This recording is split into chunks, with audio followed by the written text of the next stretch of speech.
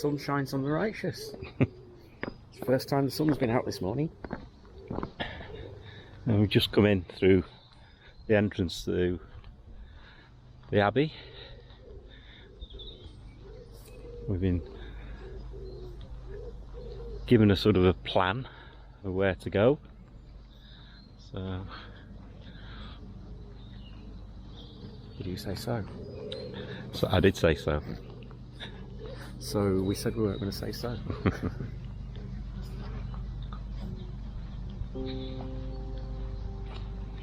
The Abbey was built added to over a number of centuries.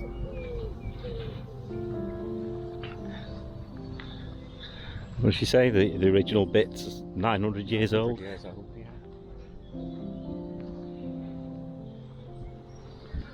It dates back to 1123. It is once the second wealthiest and most powerful Cistercian monastery in the country.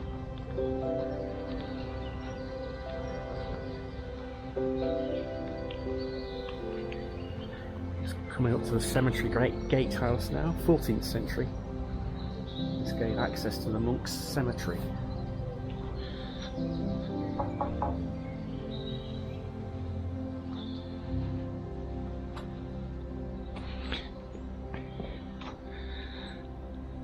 And there's a lot of framework because the foundations were on oak.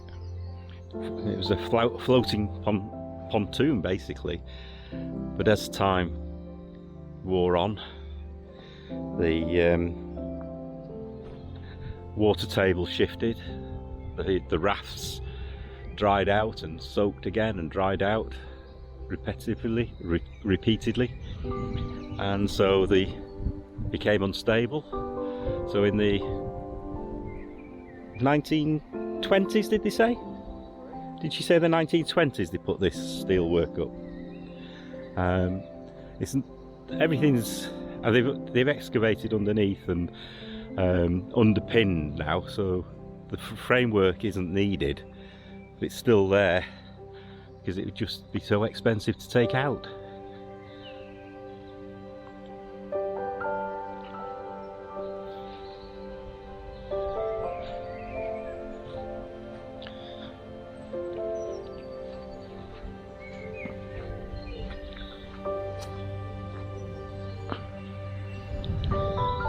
So the church as it stands now,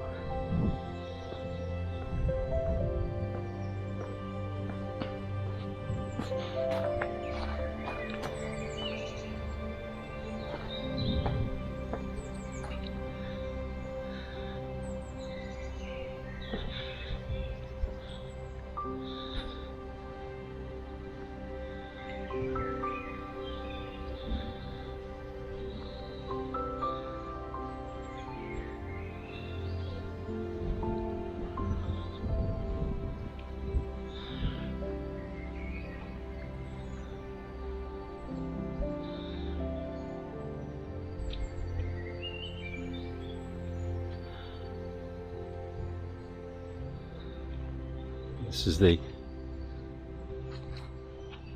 altar end, I think.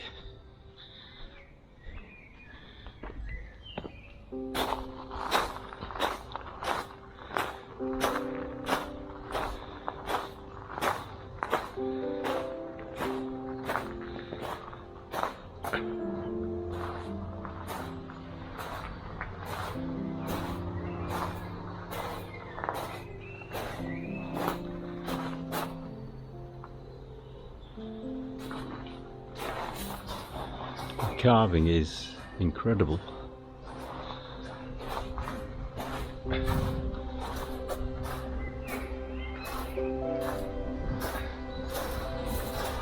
So intricate, this is.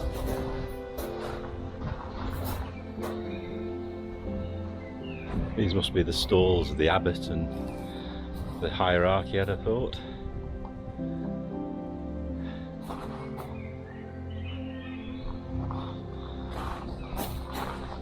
The abbey was founded by Stephen, Count of Boulogne. And he later became King Stephen. And at the far end, what's remaining of the bell tower, which is about a third of what it used to be. A third of what it used to be. And the lady said that we really need to go to Furness Abbey, because if we went there, that bell tower is still standing and at its full height, and that would give us an idea of what this one would have looked like.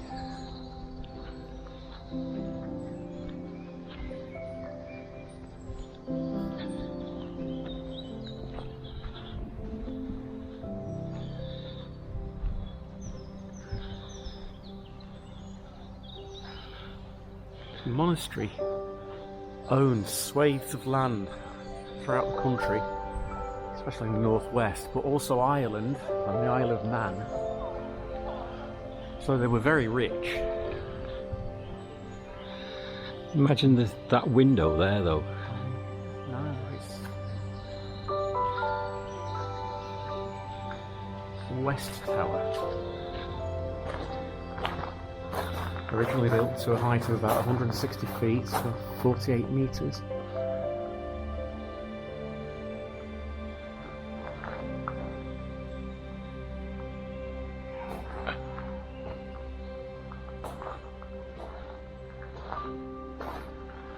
And no scaffolding back in those days.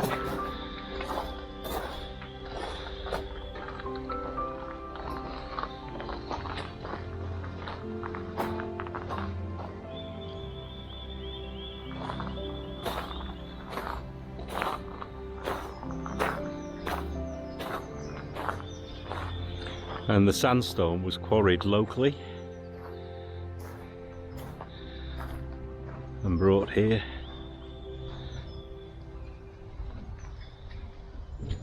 A friend of ours came to see us last night, and he's local, and he was saying that he doesn't remember all this white Lichen, isn't it? It certainly seems to have appeared in the last 20 years or so.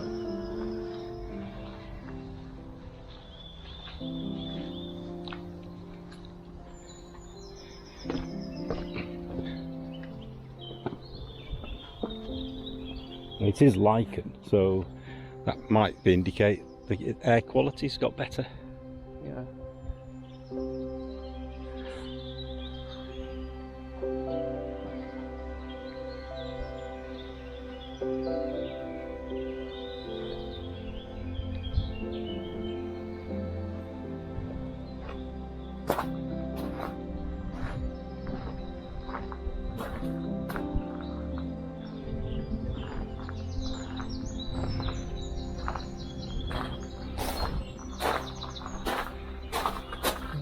Thought it was going to be a chimney, but it's not.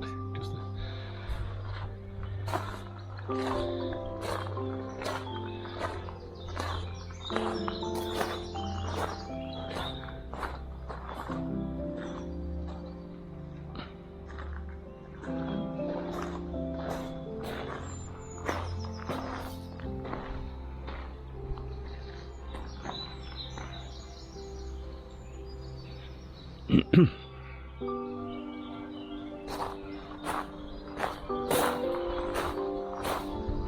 It's just amazing, isn't it? it is. Time.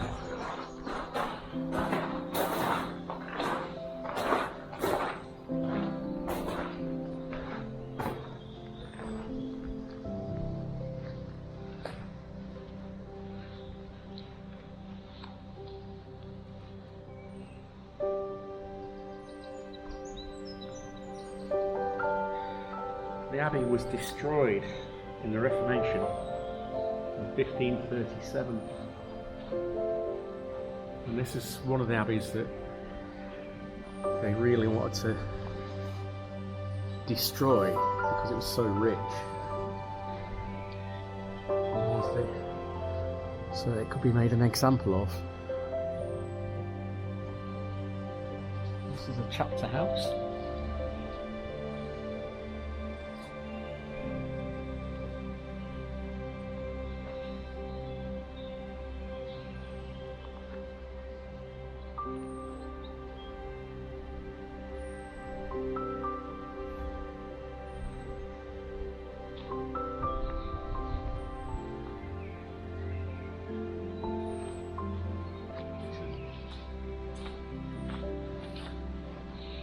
Looks like an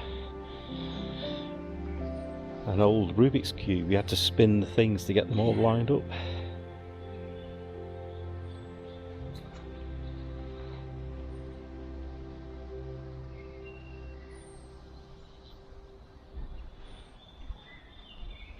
We had a time machine to go back and see what it was like. I know we've said it often, but We've got geese. I don't know whether you'll see it, just peeking over the top there, roosting. And this morning they were obviously roost here because they were very noisy.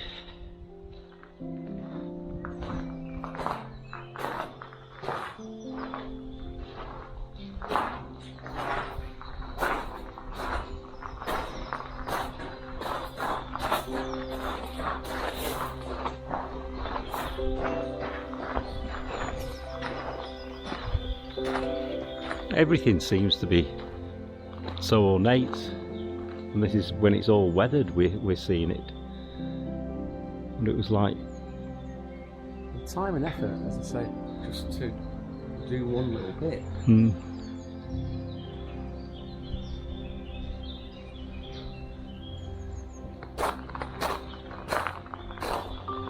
The Abbey's managed by English Heritage.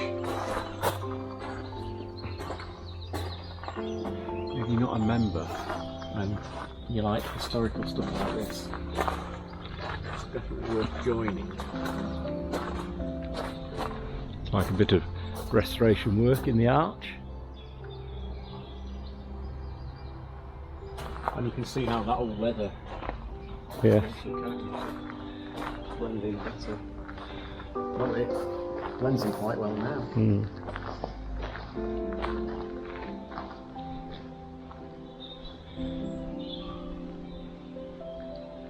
This is a monk's dormitory undercroft, sorry. It's 13th century. The sign says at this level there were day rooms for study and manual work.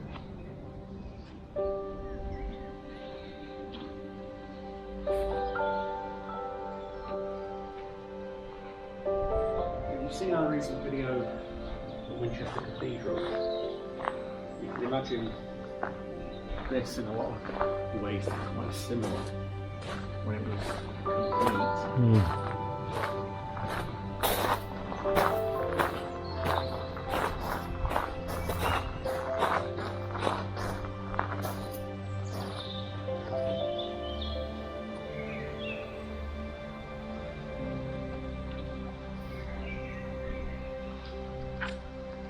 It's so vast as well, isn't it? When you see it from the outside, you only see parts of it, don't you? So you have to come in. Yeah.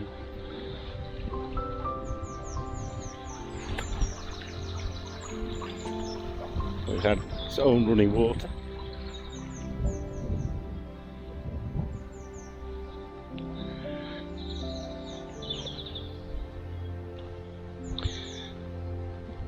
And there's a building just not far by where we parked, which is a cafe now, but it's the Abbey Mill.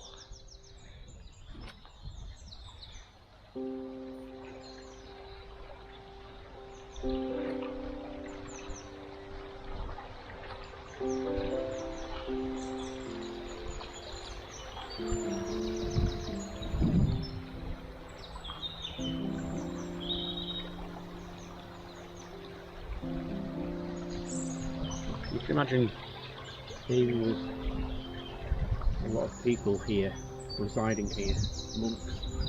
It was very tranquil. And we're only a few miles outside of Barrow-in-Furness, just over the hill there. Very busy roads and things, but you can hardly hear them here now.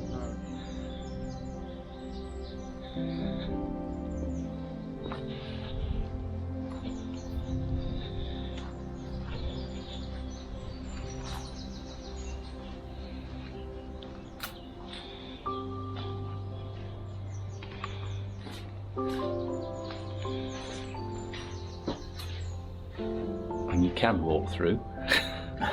Looks like people do, but through. a bit muddy. And I wonder if this is one of the old latrines.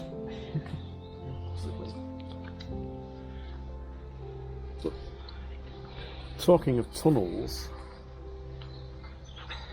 it's thought or rumoured that a tunnel runs underneath the abbey to both Peel Castle and Dalton Castle, and it's said that the tunnel was used so that the monks could receive supplies through the tunnels from those two places.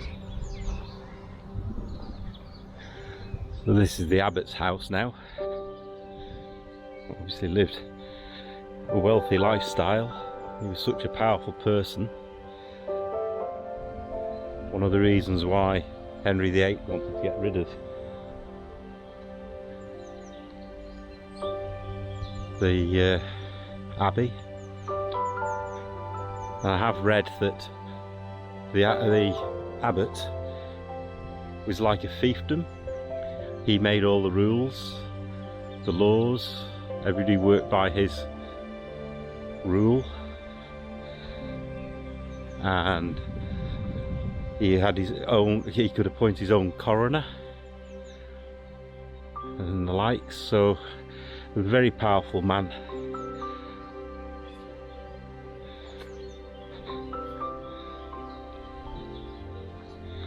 He obviously lived a life apart from the monks.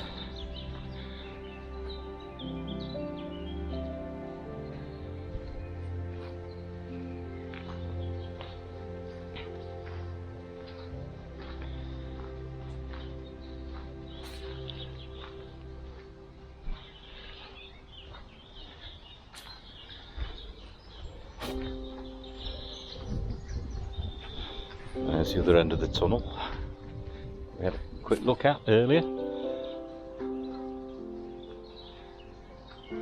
I've said before that I wish I'd paid more interest in history lessons. I don't know whether it's a thing as you get older that you really appreciate history more. It's a nice view of it.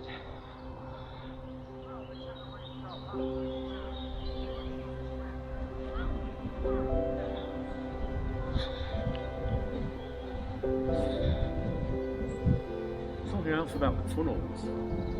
It's rumoured that the Holy Grail and King John's missing jewels are inside one of them. Now, I didn't know anything about King John's jewels. Again, probably because I didn't pay attention in history, but they're telling me more, don't you think, this morning? Yeah, I always was led to believe that they were lost in the Wash in East Anglia. He was crossing the Wash and got caught out by the tide or whatever, and his jewels were lost.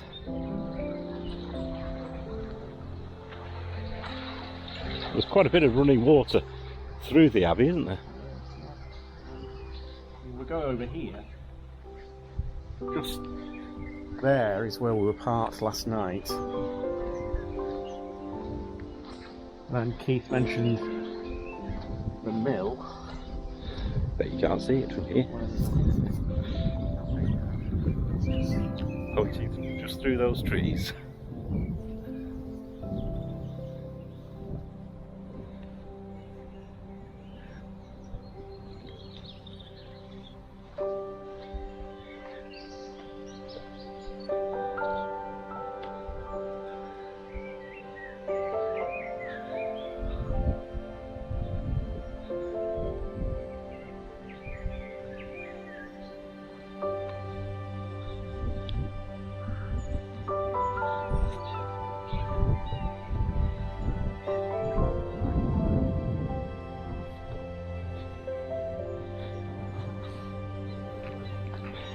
Again, very ornate doorways and archways.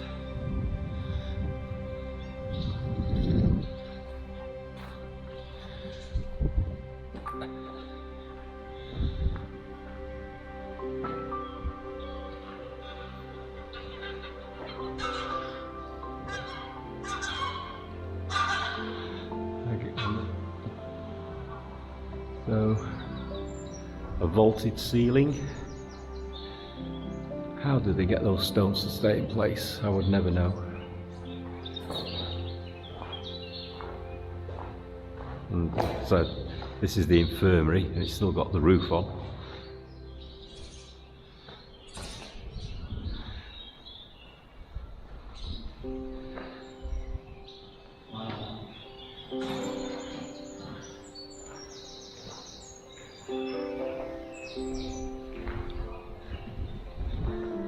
You just have to wonder, don't you, how they did it. Yes. And they got those stones to stay in place. Yeah. It's probably a technology we wouldn't be able to do now without scaffolding and pinning.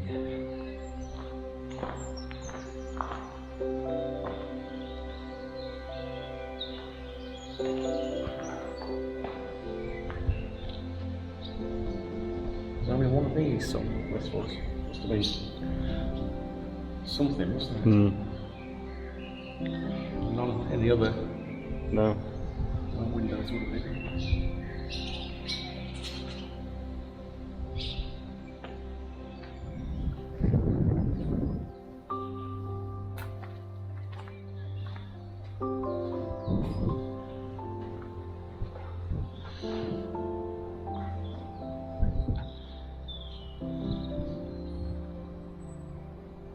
It's a nice playground for the birds as well. They fly. And nest. One's nesting up the They top fly there. through one opening, fly out through another one, and around again. Another nest up there.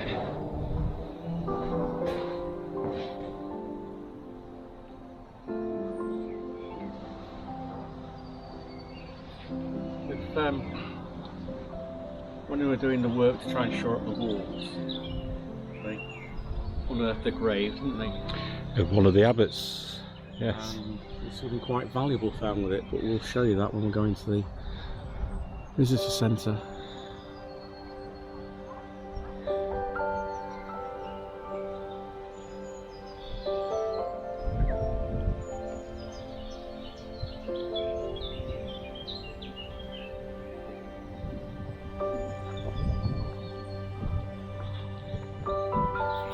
Give you some sort of idea of the size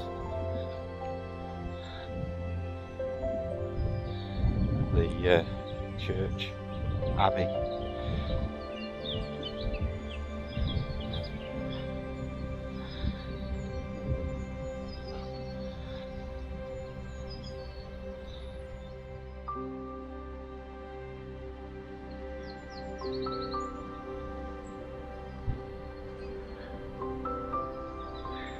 Makes you wonder how many people,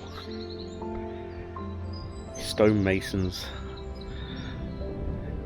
were here.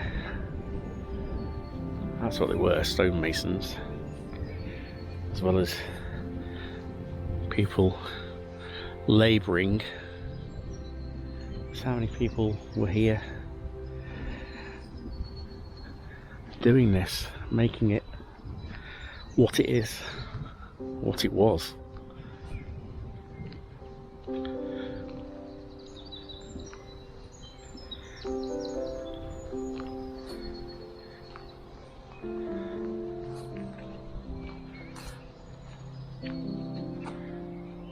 Basically surrounded by, well, it is said it's an island, isn't it? It's floating, so I was going to say it's surrounded by water.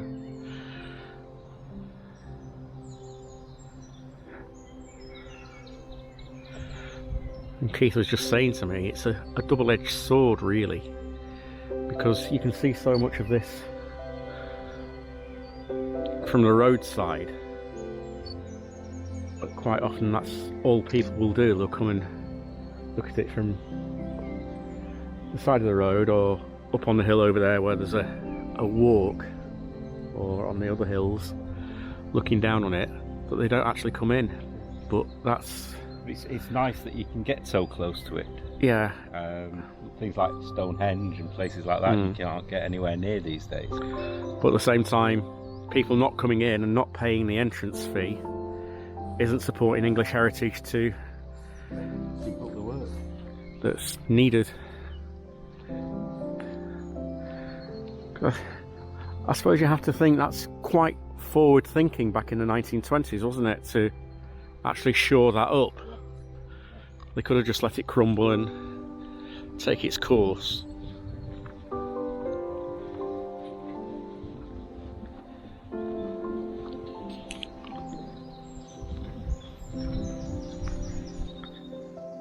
Just look at the things halfway up the columns. So again, Look almost like plant stands. yes. Fancy climbing up there to put the To water your aspidistra. or every Sunday to put your fresh flowers on there.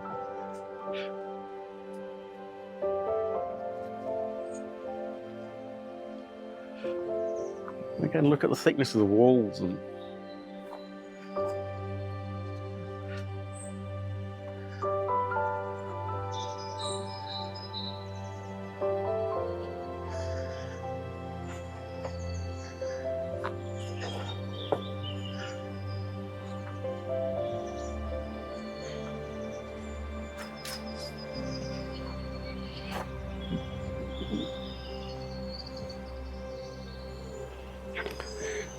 I often wonder, you see buildings or ruins like this, about numbers. Why 5 archways? Why are 3 larger than the other 2?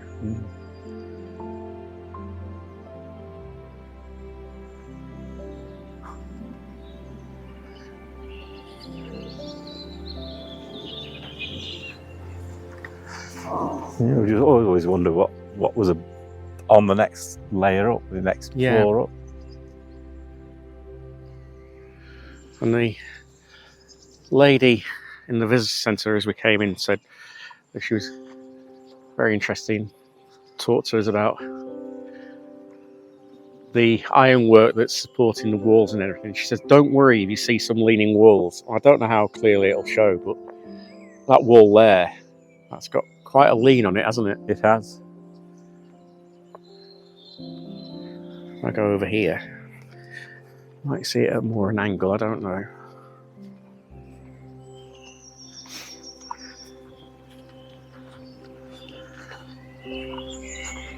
I don't think you will, to be honest, but it's worth going to have a look.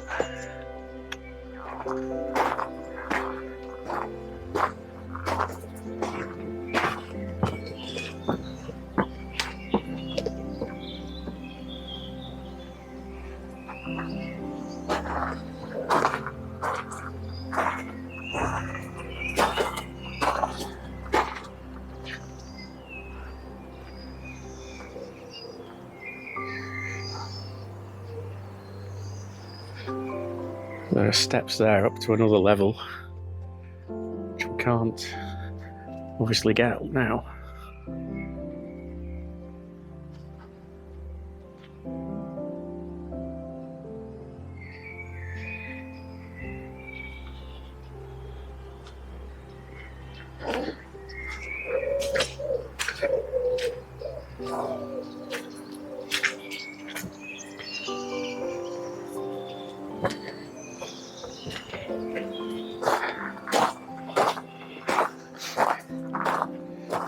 Keith said before about it being floating On rafts. on rafts. But it's actually 14 metres down 40 to bedrock. meters to bedrock, yes. It's a heck of a way. Was it 40 meters? 40 meters or 14 meters? I can't remember now. I shall ask. We shall ask. And look at the arches. There's an arch there, and then an older one above it, by the look of it, and then even one above that, a smaller one above that. into the attic, obviously.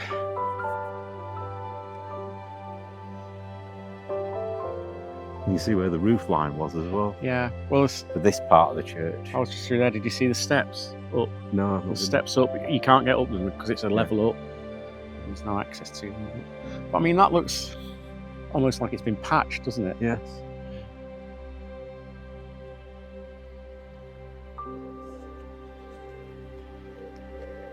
And this is the nave of the church. So that was the altar up there. This is the nave and the bell tower at the end.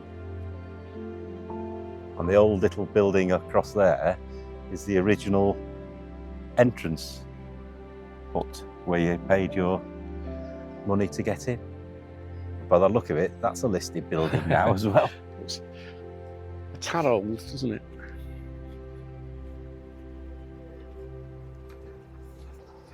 So we were a bit bad, really, because we let English Heritage, our membership, lapse after lockdowns and COVID and everything. But we're glad that we've rejoined, because you get access to a lot of sites like this. And also, in Wales, you'll either get free entry or reduced entry. And then once you've been a member for a year, you get free entry to Cadwa, Cadwa, something like that, yes.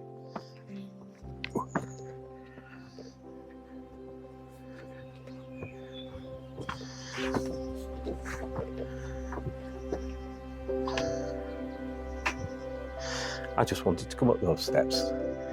Oh, I was just following you because I always follow you. I was just thinking how many hundreds of people over the centuries, monks, have climbed these steps to somewhere.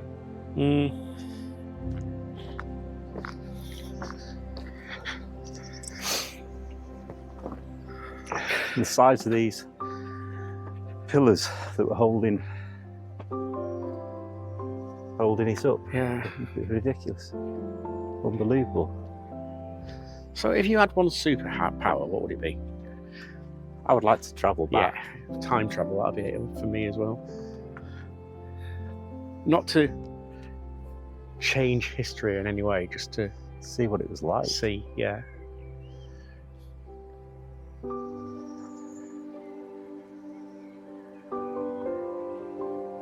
So I think it's time to go into the visitor centre and have a look. There's some interesting stuff in there.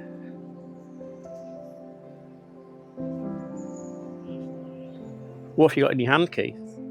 A poo bag that somebody's just dropped behind the one of the walls. You have to ask why. You have to ask why everything's, these pillars are round. Wouldn't it be easy to make square blocks? Yeah, because the extra carving, I suppose, it has to go into making a perfectly And circular. then to have large ones and smaller ones.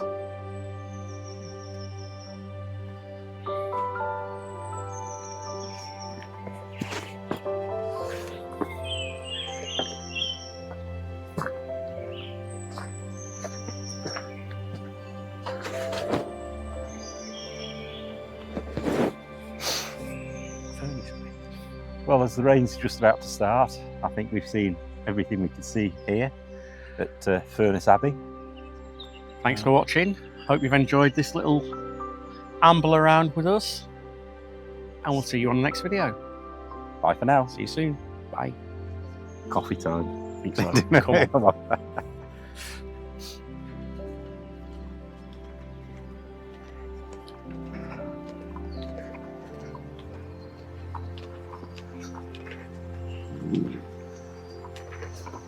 So we come inside to the visitor centre displays of medieval masonry. And it's saying about this, that's what we said outside about the skill of the medieval stonemasons. Keith said out there about the circular carvings. It's a changes in fashion and building technology meant the buildings were continually modified, updated or demolished. In some cases, the only evidence of these changes are the fragments of stonework, which are often reused in subsequent buildings. Well, we saw that when we were down at that other monastery. Where there, didn't we? Yeah, where was it? I can't remember. We'll put it there. Twin shafts probably came from a cloister arcade. There's numerous different bits and pieces, which we're not going to film all, obviously, otherwise it'll be a very long video. Barrow They liked skulls in those days. The caul. The carving shows a horse's head with open mouth and bulging eyes. But this is a bull's head.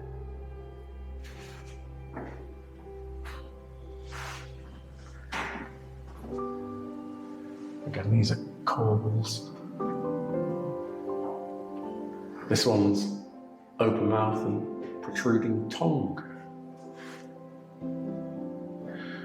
which was used to frighten away evil spirits.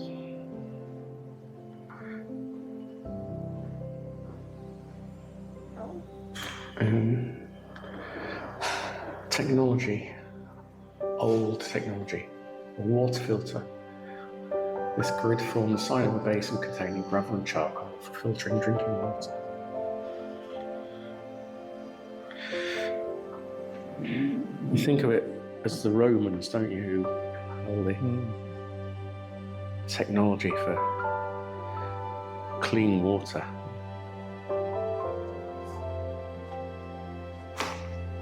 And grave covers.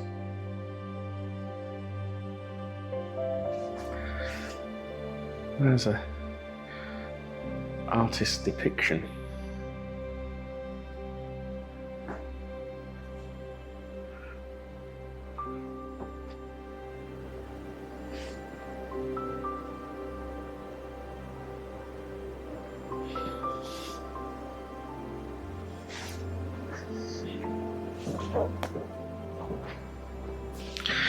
And this one shows a knight wearing chainmail armour.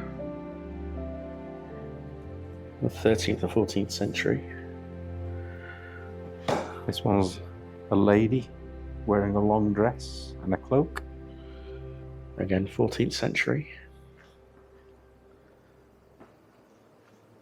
And again, a knight with his legs crossed and his head resting on a pillow. Again, from the 14th century. You can see the sword, can't you? Yes.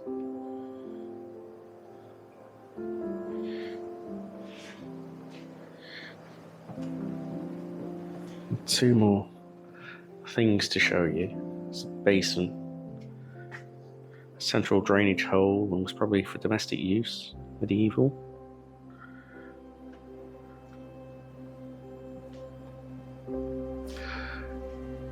But then the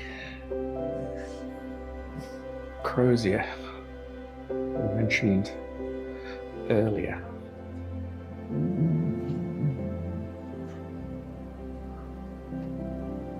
That beautiful.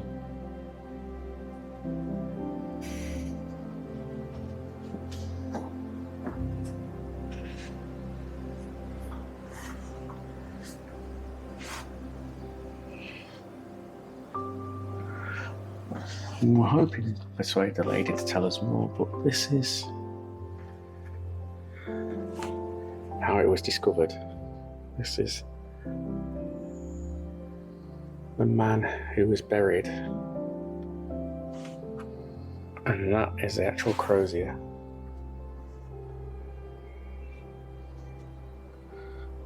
And then a gilded silver ring set with a white stone was discovered on the right hand of the abbot. I don't think you can see that. Oh, maybe. Yes, actually. It's just there. You can't really see it clearly, but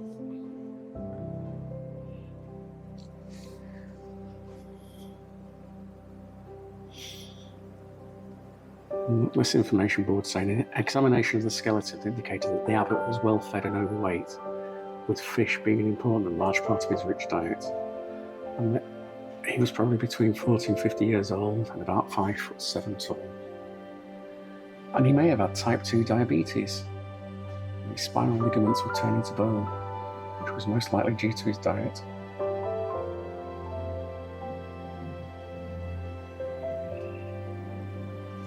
It's remarkable that the grave had remained undisturbed 1.5 meters below current ground level. No grave cord survived, and the grave had no obvious coffin, although some iron nails were found suggesting there may originally have been one.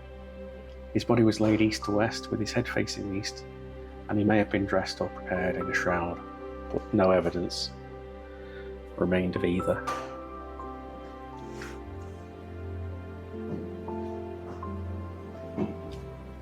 So the Furness Abbey crozier and the ring are unique.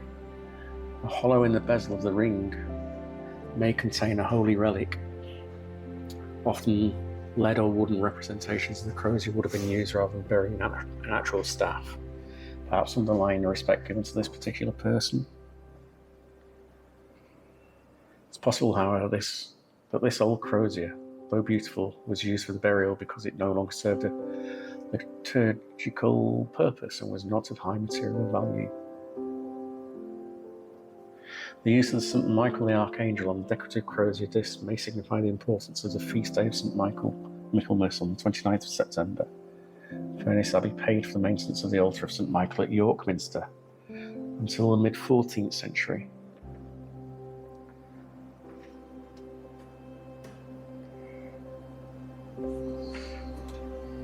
Now that's why I would like to have done archaeology.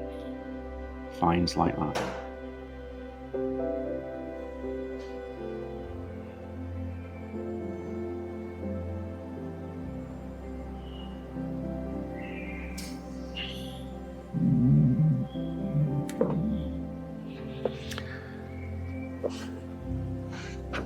The head, made of gilded cast copper alloy, and is decorated on both sides with two identical gilded silver discs of St. Michael the Archangel, each attached with gilded nails. And then the crook head, this bit here, let's see, just about there, curves round into a serpent's head complete with a snout, eyes and ears. St. Michael the Archangel is winged and bears a raised sword in his right hand. To slay the dragon beneath him, the dragon fills the lower part of the disc with its head raised and tail curled upwards. You can see it clearly, and you're getting a reflection through the glass. And the shaft was ash. And then would have been a decorative sweat cloth made of silk and linen. And then the base of the shaft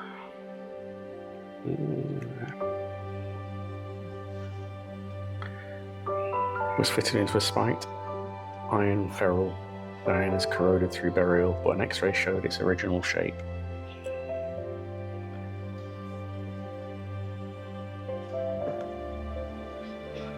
And this was discovered in 2010 during archaeological investigations to the ruins of Furness Abbey.